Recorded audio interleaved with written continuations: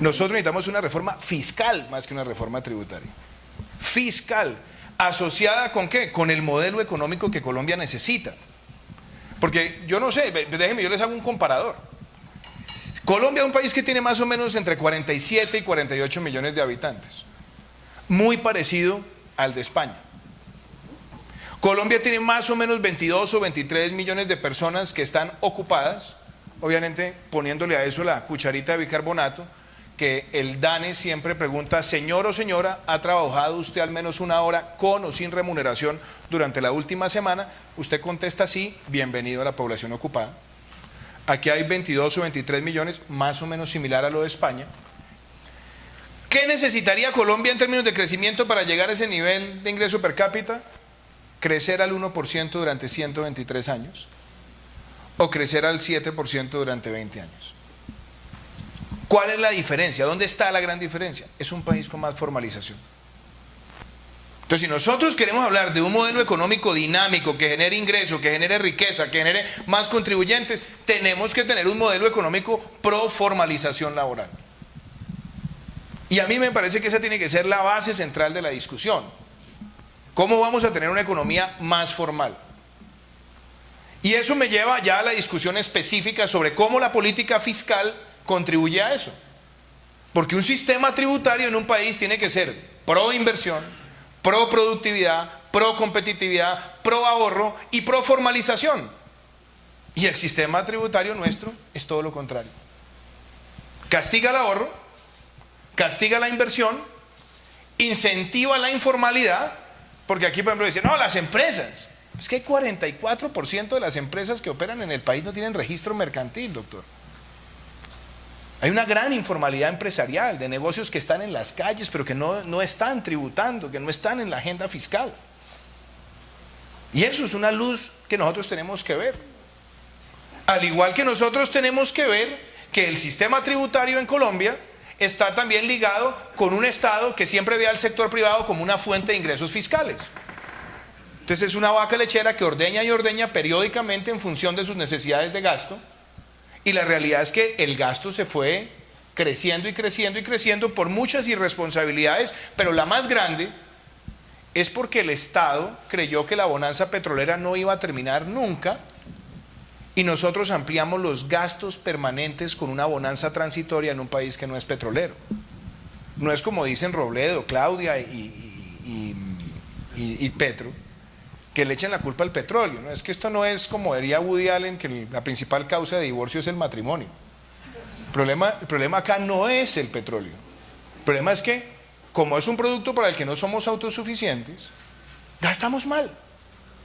Y la prueba de ello es que en los últimos 5 años, en valor nominal del presupuesto, pasamos de 199 a 240 billones de pesos. ¿Cimentado en qué? En una renta petrolera transitoria. Entonces se nos cayeron los ingresos y ¿qué hizo el gobierno? Pasemos la cuenta de cobro a la ciudadanía. Nuevamente una reforma fiscal totalmente regresiva en un momento donde la economía se desaceleraba y hoy tenemos tasa nominal de renta del 34% por encima del promedio de la OCDE. Le faltó, doctor Ricardo, agregarle la sobretasa. Empresas que tengan ingresos más de 800 millones de pesos es el 40%. Y agréguele a eso que tenemos una tarifa de IVA, una de las más altas hoy en América Latina, superado por Uruguay o por Argentina, que tiene tasas del 20 o del 21, pero que tienen muy baja evasión y muy bajo contrabando. Entonces nosotros subimos la tarifa y ¿qué terminamos haciendo? Cosa que le advertimos, doctor Ricardo, a la comisión, va a haber un crecimiento muy grande del contrabando, y lo hemos visto en los últimos 18 meses.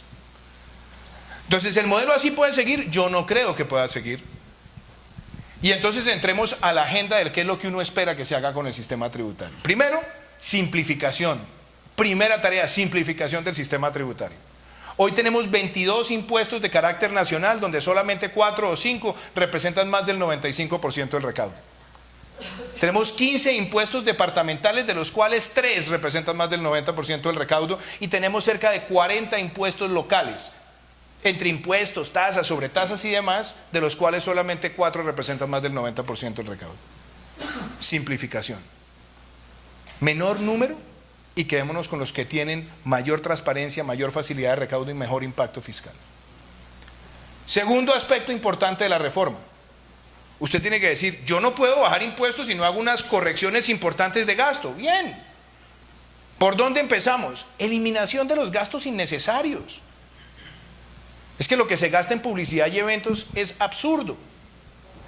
Solamente en el presupuesto del año entrante le van a entrar 7.000 nuevos funcionarios a la rama ejecutiva que valen 787.000 millones de pesos. Y el ministro dice, no, es que esto es para formalizar.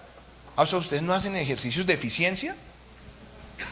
Usted tiene que obligatoriamente eliminar gastos innecesarios. Y lo segundo, hagamos un programa de reforma a la administración pública donde vamos ganando eficiencias, además con los mejores usos de la tecnología y acabando duplicidades con los sistemas regionales, y permitamos que hagamos un ahorro por año por lo menos del 5% en materia de funcionamiento para acumular en un periodo presidencial un ahorro de cerca de 20 o 30 billones de pesos. Para que ustedes lo vean, solamente las unidades administrativas especiales y las agencias que ha creado este gobierno, que son más de 14, que se llaman agencias, valen 11 billones de pesos al año. Solamente funcionamiento. Ahí usted tiene que empezar a hacer el recorte. Y entonces ahí sí pasemos a la segunda fase de la agenda. ¿Podemos bajar tarifas de renta corporativa? Sí, las deberíamos hacer. Un punto de renta en Colombia equivale a 1 billón de pesos. Eso quiere decir que si la llevamos al punto de tarifa competitiva de América Latina, que puede ser 26 o 27, tenemos que bajarle 6 billones de pesos de gasto anual. Ahora, bajar IVA, esa es la más difícil, porque un punto de IVA son 2.7 billones de pesos. Entonces, bajar 3 puntos de IVA y 6 puntos de renta en un escenario de semejante presión fiscal, pues no es realista en el primero o en el segundo año. Pero hay que empezar a dar luces. Y ahí, doctor Ricardo, es donde yo creo que tenemos que empezar a dar la discusión. Porque ustedes decían, y también decía Marta Lucía, bueno, pero entonces, hoy pagan mucho las empresas. Sí, es verdad. Y pagan muy poco las personas naturales. Ok, también se lo valgo. El problema es que si usted quiere aumentar el aporte de las personas naturales, tiene una sola condición. O aumenta considerablemente las tarifas, en cuyo caso también termina afectando potencial de inversión en la economía, o por otro lado baja los umbrales a partir de los cuales la gente empieza a pagar. Entonces, si usted le empieza a cobrar renta a partir de 80 millones de pesos, hay un sector de la clase media emergente que va a empezar a restringir gastos de calidad, que podrían ser más gasto de bolsillo en materia de salud, más gasto en educación de calidad, o inclusive mayor ahorro, capacidad de gasto de inversión en el sector vivienda y otros sectores. Entonces, ojo con esas fórmulas, está bien, pero mucho cuidado en dar las señales equivocadas, porque lo que nosotros tenemos que hacer ahí, que es distinto, es formalicemos el sector empresarial y diferenciemos tarifas entre micro, pequeña, mediana y gran empresa, por lo menos para ir metiendo esas 44 que no tienen registro mercantil a entrar al sistema, y a las micro empecemos a dar un impuesto mucho más plano, unificado, donde empiezan a formalizarse sin sentirse estranguladas. Eso es una forma también inteligente de hacer la combinación. ¿Para qué? Para ir generando esa formalización. Y déjeme tocarle el tema de IVA, porque usted decía una cosa bien importante, doctor Ricardo. Usted miraba los términos de gasto de un hogar y otro. Lo que pasa es que yo sí le voy a decir una cosa. Una familia estrato 6 en Colombia que va a hacer mercado a Carulla, al mes de lo que paga de canasta familiar, se gana por cuenta de las exenciones de IVA 180.000 pesos. Y una familia del quintil más bajo ingreso va a hacer el mismo mercado y lo que se ahorra de IVA son 18 o 20.000 pesos. Ahí es donde tenemos que hacer el ajuste. Ahí es donde hay un factor de inequidad tremendo. En esa brecha es donde nosotros podemos ampliar mecanismos de base y buscar quizás para los más vulnerables mecanismos efectivos de devolución a través de tarjetas bancarizadas como lo ha hecho Uruguay. Eso es una forma también de pensar en mejorar la política de IVA, generando más transparencia. Pero yo no puedo dejar de hacer críticas a la comisión y no puedo dejar de hacer críticas a lo que hizo este gobierno. Aumentar la renta presuntiva al 3.5% cuando está desapareciendo en el sistema tributario internacional es aberrante. Pero además le incrementan el gasto a la DIAN y le dicen a la DIAN, ya no se demora 2 años fiscalizando, ahora tiene hasta 3, es decir, le premia la ineficiencia a la DIAN. Y la DIAN además fiscaliza es a los que pagan. Hoy necesitamos enfoque antievasión y ojo lo que le voy a decir, estoy de acuerdo con usted, facturación electrónica. El reto es, pongámosle factura electrónica a casi todas las transacciones, pero por lo menos con la primera, todas las transacciones inmobiliarias de Colombia con actualización catastral, todas con factura electrónica. Eso puede generar un aumento de recaudo de por lo menos 7 u 8 billones de pesos al año. Eso lo queremos hacer y lo vamos a hacer. Y déjeme cerrar con 2 medidas adicionales que quiero plantear en materia tributaria. A mí no me choca la propuesta de tener un impuesto unificado a las utilidades, pero por Dios, no sigamos aplastando al inversionista con inestabilidad jurídica. Ricardo decía, es que vinieron a chillar los de los hoteles. No, ellos no vinieron a chillar, es que ellos les dijeron que tenían exención de renta por 30 años. Y el país aumentó la base de creación de hoteles en el país que generan empleo. Entonces usted no los puede coger de un día a la mañana y decir, no, ya se acabó ese impuesto, ahora venga para acá y usted paga unificado porque se quiebran. Y las zonas francas exactamente lo mismo, igual también le subieron el impuesto. Pero le generan a la economía colombiana cerca de 12 billones de pesos al año hoy. Entonces podemos hacer transición, pero mucho cuidado con la estabilidad jurídica. Cierro con trámites. La reforma fiscal también debe tener el tema de trámites. 68.000 resoluciones en 14 años. 17.000 decretos, 2.300 circulares. Cada vez que aparezca un trámite tenemos que eliminar por lo menos 3 del sistema público. Y la otra cosa es la multiplicidad de ventanillas. Un inversionista, un pequeño empresario, tiene que ir a la DIAN, a la UGPP, al INVIMA, al Ministerio de Trabajo, a la EPS, etcétera, etcétera, etcétera. Siga contando. Son alrededor de 12 o 14 trámites. Nosotros tenemos que implementar una reducción de la mayor cantidad de trámites, quedarnos con lo más importante y tener la ventanilla única de comercio y emprendimiento digital para facilitar el hacer negocios en Colombia. Y voy a decir una cosa para ustedes, para los que están en el mercado. Aquí hicieron un gran anuncio diciendo que iban a grabar los dividendos. Meter un impuesto del 9%. En un país donde uno diría, ay, bueno, ¿cuánto vamos a recaudar? El recaudo no llega a 1 billón de pesos, doctor Ricardo. Y ustedes lo vendieron como la gran panacea. No recauda, pero genera unas distorsiones tremendas en un mercado de capitales que necesita más desarrollo de la renta variable para que llegue ahorro hacia el estímulo empresarial. Y me parece absurdo que paga el mismo 9% quien tiene 30 a quien tiene 2.000 millones. La misma tarifa. Ahí yo creo que nosotros cometimos un gran error y tenemos es que estimular el mercado de capitales. Entonces yo creo que ya me llevé acá unos minuticos, ahí le dejé más o menos 12 puntos de lo que nosotros hemos pensado de reforma fiscal, pero mi gran meta es que con esta agenda de reformas podamos darle una gran confianza al país. Y quizás usted planteó el tema de la regla fiscal, Munir, yo le voy a decir una cosa. Yo he estado muchas veces en este año en Nueva York hablando con las calificadoras y todas me dicen, pero ¿para qué se pusieron esa meta del 1% en el 2022? Con todas esas grandes presiones de gasto. Colombia puede vivir perfectamente con un déficit sostenido del 2% durante los próximos 3 años, reactivar crecimiento y llegar a la meta hacia el 2023 o 2024. Lo demás es una excesiva presión sobre un Estado que está muy presionado por gasto social, muy presionado por unas bombas de tiempo que no hemos hablado acá. Aquí no se ha hablado de la salud, del transporte masivo, del déficit de la educación universitaria pública, etcétera. Yo creo que la trampa que le hizo este gobierno a la regla fiscal de gastarse las utilidades de Ecopetrol cuando les debió haber ahorrado es lo que nos está llevando a esto.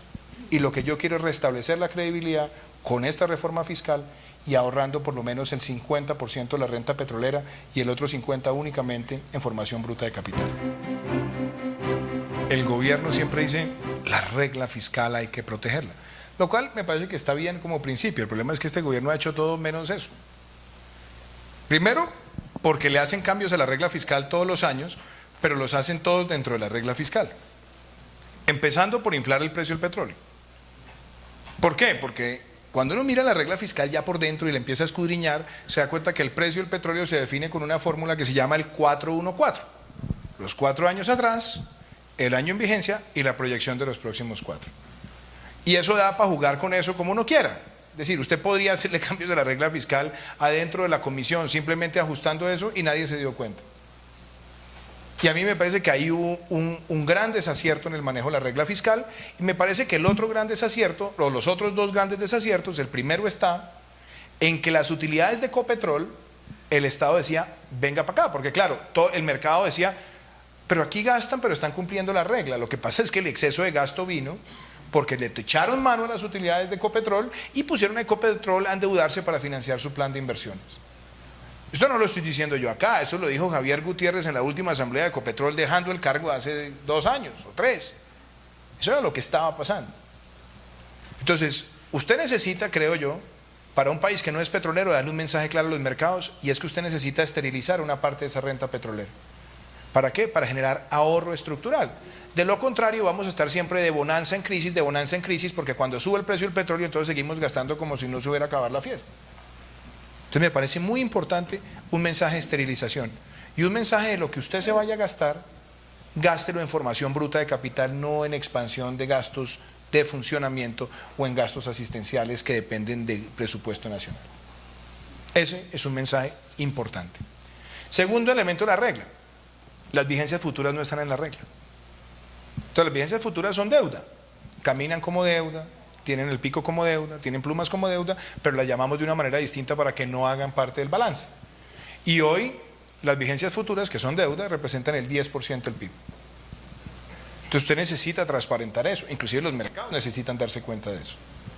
Usted la puede inclusive dejar afuera, pero usted lo que tiene que decirle a los mercados, no deje de ver ese componente porque es un componente importante. Y yo le diría que el otro elemento de la regla está ligado a los cálculos de crecimiento potencial, que van vinculados al marco fiscal de mediano plazo. Entonces, aquí quiero decir ya unas cosas que son mucho más ponzoñosas, si se quiere. Es que aquí hay unos sectores populistas que dicen, no, que se acabe el petróleo, que el petróleo no sirve. Bueno, déjenlos. Perfecto. El marco fiscal de mediano plazo establece que el sector tiene que aportar cerca de 7 billones de pesos al año a las finanzas públicas en los próximos 5 años. Con los escenarios de precio de hoy, eso quiere decir que tenemos que producir 900.000 barriles de petróleo al año. Y tenemos una tasa de crecimiento del 14%. O sea que si queremos cumplir esa meta fiscal, nos toca agregarle por lo menos 2.000 millones de barriles más en reservas. Y eso implica que haya perforación, que haya muchísima exploración e inclusive tener que entrar al debate de qué va a pasar con el esquisto. Entonces, eso a mí me parece que todas son escenarios que van a estar vinculados a la regla. ¿Qué creo yo? Primer mensaje que usted tiene que darle a los mercados, la regla se cumple.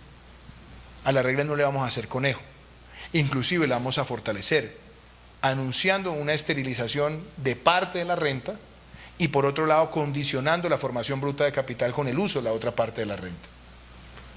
Segundo, usted le da mucha más fortaleza cuando tiene un sistema tributario más transparente pro crecimiento, porque por lo menos si crecemos al 4% quiere decir que nuestros ingresos fiscales aumentan por lo menos en 10 billones de pesos al año. Y ahí usted tiene también una fuente creíble para ir cumpliendo los factores de la meta. Entonces yo creo que ahí dejaría planteado eso. Les cuento, yo hice un debate en la Comisión Tercera hace 1 año y medio, con la Comisión Asesora de la Regla Fiscal planteando esto.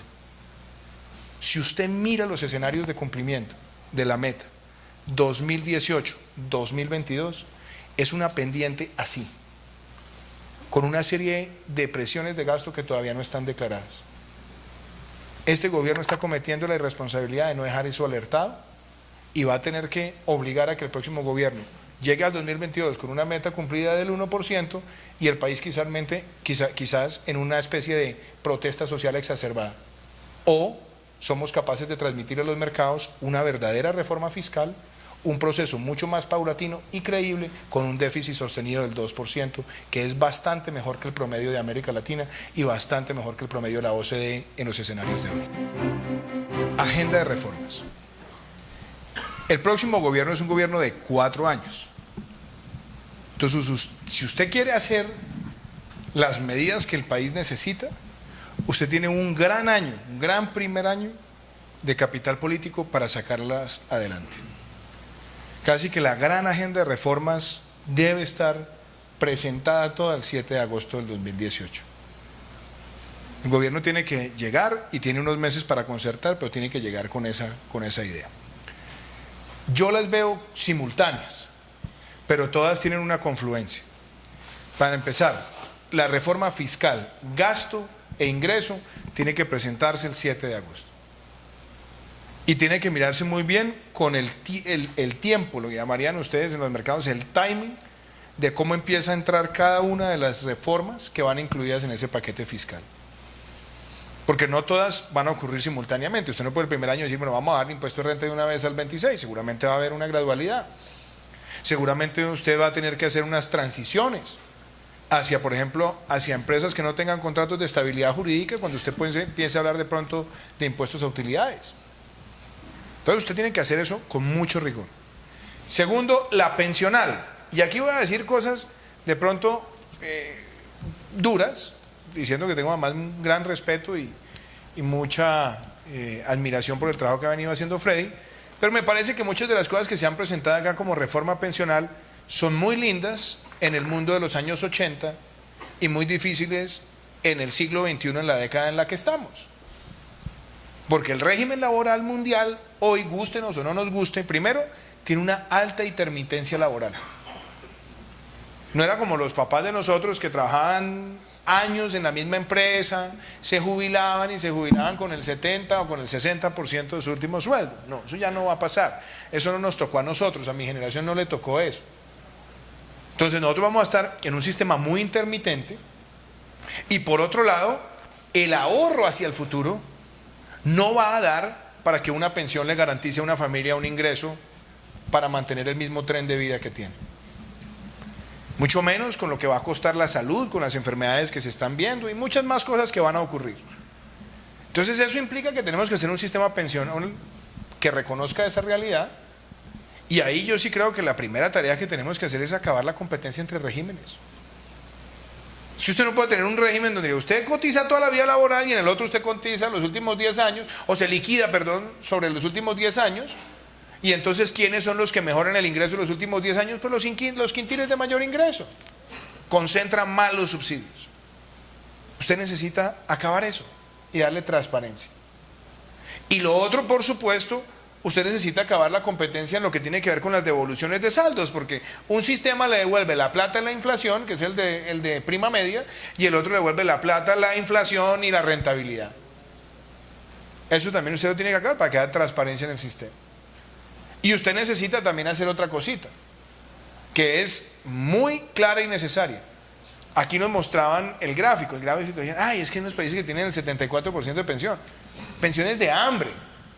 Por ejemplo, Bolivia tiene muchísima más cobertura pensional que Colombia, y el promedio de pensión es de $30. ¿Por qué? Porque son no contributivas. Entonces es la extensión, digámoslo, al por mayor de los programas como Colombia Mayor, con una muy baja asignación, pero ellos lo llaman sistema de pensión no contributiva y tiene una cobertura casi universal. No, nosotros tenemos un sistema que la Corte Constitucional determinó que nadie puede ganar menos de un salario mínimo de pensión, y eso implica que hay un problema grave en la asignación de subsidios, razón por la cual si usted va a tener subsidios lo tiene que concentrar en los pobres para garantizar esa pensión mínima a los que tienen esa cobertura.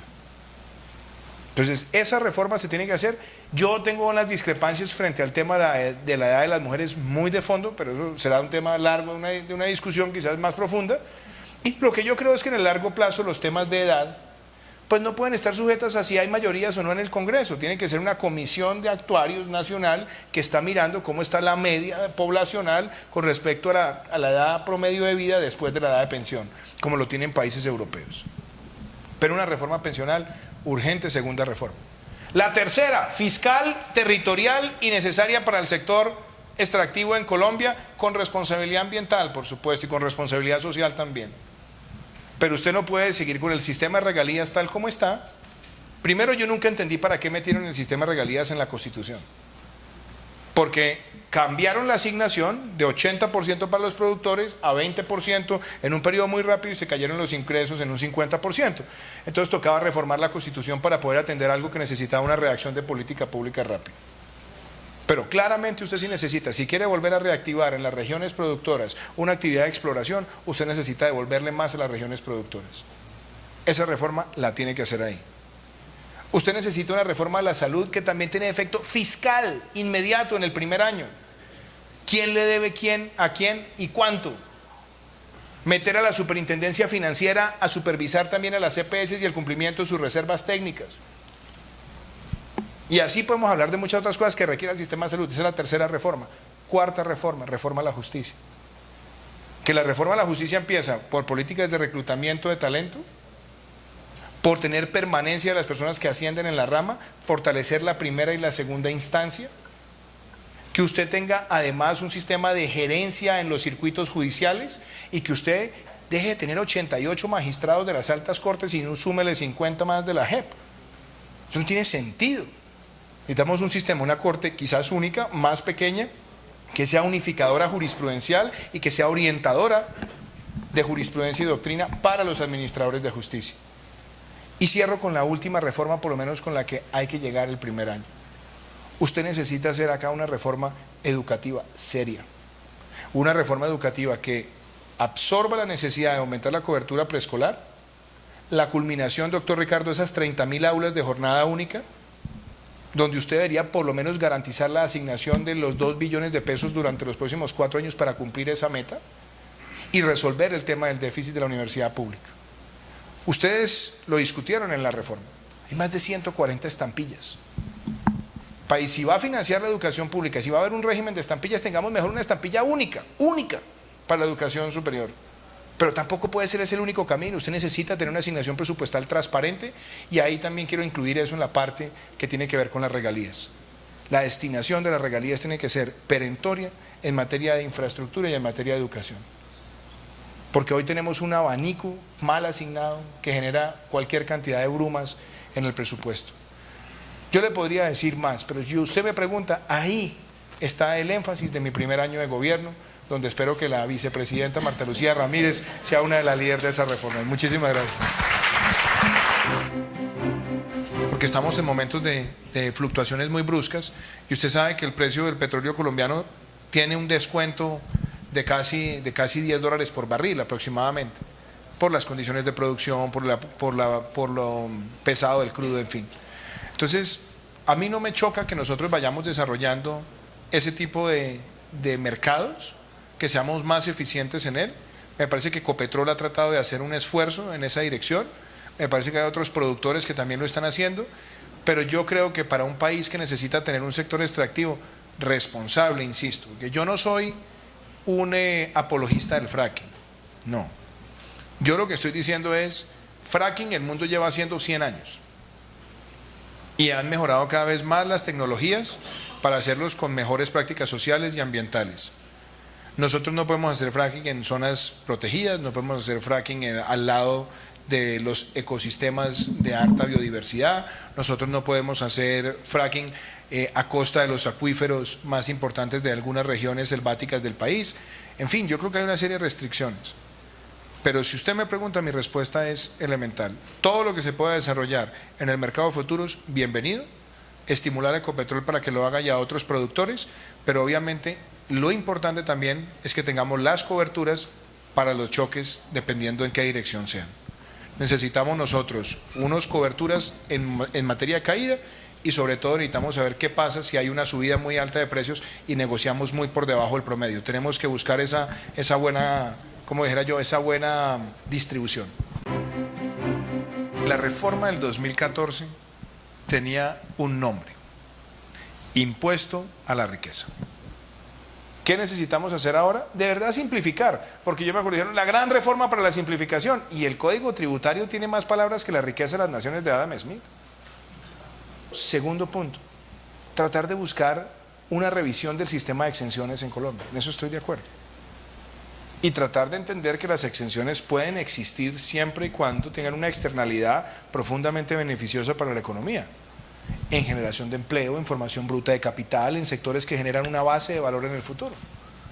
El gobierno tiene que llegar y decir, aquí está la reforma, señores, presentarla el 7 de agosto, para hacer un programa rápido de recorte y un programa de eficiencias que quede establecido también en el primer semestre, acompañado de la reducción de trámites, de la ventanilla única y acompañado de una gran claridad sobre la estabilidad jurídica. Y me parece que Marta Lucía ha planteado algo muy importante, pero llamémoslo repatriación, programa especial de repatriación. Esa propuesta, Marta Lucía, me parece fundamental para quitarnos esa fantasía de que nosotros vamos a lograr ir a perseguir los 50.000 millones de dólares que dicen que tienen los colombianos en el exterior con un bolillo, cuando lo que necesitamos es darle los incentivos para que vengan y la pongan a producir aquí en Colombia, y por supuesto también en ese mismo semestre hacer unos mecanismos de incentivar y reformar las dos leyes que regulan el mercado de capitales para modernizarlo y dinamizar la inversión privada en la renta variable en el país, para también estimular al sector empresarial. Entonces, ahí le digo más o menos 4 cosas que yo esperaría que en ese primer semestre las podamos hacer. Y quiero mandar un mensaje como presidente de la República. El 7 de agosto, nosotros tenemos, cueste lo que cueste, mandarle un mensaje a la clase política. Y el mensaje va en 2 direcciones. Primero, no va a haber un solo congresista dueño de ninguna entidad pública en Colombia. Ustedes dejan de tener entidades escrituradas, los gamonales. Y segundo, hay que presentar también con claridad una visión en materia de lo que queremos que sea el Congreso en los próximos 20 años. Un Congreso quizás un poco más reducido, un Congreso con requisitos para llegar al Congreso y un Congreso donde haya límites a los periodos en los que están los congresistas para renovar constantemente la política. Primero, nosotros necesitamos hacer una actualización normativa, simplemente para poner la regulación del mercado de capitales con el mundo de hoy. Tenemos normas del 95 y tenemos normas del 2005 que perfectamente se pueden concertar con los propios mercados para darle mayor dinamismo. Segundo, a mí me parece que nosotros necesitamos ver qué ha pasado con el número de emisores en Colombia. El número de emisores ha venido bajando y eso no es bueno. El país necesita recuperar un dinamismo en el número de emisores. Tercero, el país tiene un número bastante limitado de empresas listadas, comparadas con otros países con economías quizás del mismo tamaño. Tenemos menos de 80 empresas listadas, pero tenemos menos de 6 compañías que transan más de 5 millones de dólares diarios, lo cual es una verdadera tristeza para un país con el tamaño de economía que tiene. Entonces yo creo que nosotros tenemos que mirar cómo vamos a facilitar la normatividad para ofertas públicas iniciales, cómo podemos desarrollar programas de estímulo a que haya más empresas saliendo a emitir y quizás capacitando más en los temas de gobierno corporativo, de transparencia en la información, de normas contables, auditoría y demás. Entonces yo creo que eso es clave. Y además me parece importante lo que le voy a decir. Yo quisiera ver un mercado de deuda mucho más audaz, por ejemplo, para proyectos de infraestructura o proyectos de inversión privada de largo plazo, donde me parece que nosotros nos hemos ido quedando rezagados frente a Perú, por ejemplo, que Perú ha logrado esquemas de financiamiento a través de los mercados de capitales para proyectos de infraestructura donde hay tenedores que son mi abuelita con sus ahorros. Eso permite que el ahorro privado también vaya hacia proyectos de gran envergadura nacional. Entonces yo creo que la respuesta es sí, ahí le doy algunas de esas cosas que pienso hacer. Y me parece también muy importante esto. Hay que ir desincentivando tanto al Estado de seguir emitiendo y financiarse el Estado por la vía de poner empresas industriales y comerciales del Estado a comprar TES. Y casi que yo le diría, yo sueño con ver más empresas industriales y comerciales del Estado en el mercado público. Les ayuda inclusive a la misma transparencia corporativa, les ayuda a ser mejores empresas y a tener una mejor supervisión por parte de la sociedad. Muchísimas gracias por esa pregunta.